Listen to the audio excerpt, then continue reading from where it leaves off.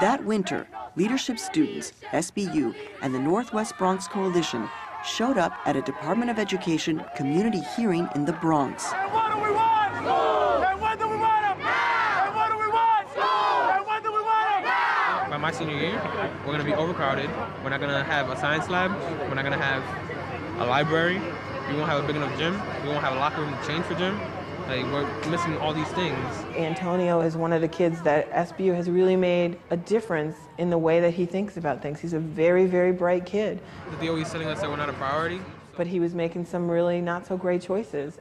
The people at SBU, through their discussions with him, more so than, say, ours, that have really sort of helped Antonio to kind of understand how to change some of those choices and make better choices. The Department of Education is planning for failure. This is unacceptable to us, to the students, us as parents, to our elected officials, and make sure that the Chancellor hears our message.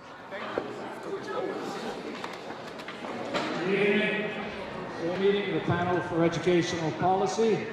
I want to thank you for all coming. I want to, on behalf of the entire panel, wish all our guests a very, very happy holiday season. New York City Schools Chancellor Joel Klein set ambitious goals for standardized tests and for high school graduation rates. In most cases, folks that are in power don't have a relationship with our members, right? It may not want to. What we're trying to do is recreate relationships between people that are perceived as having no power or less power and folks that have more. Next speaker, Ron, come on up. Chancellor, it's like we have this same meeting every year. In planning for new school construction in the Bronx, the Department of Education had projected their needs for new school seats based on a 36% graduation rate. But if you want to meet your numbers, where your numbers are 70% graduation rate in 4 years, 80% graduation rate in 6 years, you have to build a minimum of 10,907 more seats in the Bronx alone. Antonio Severino from the Leadership Institute.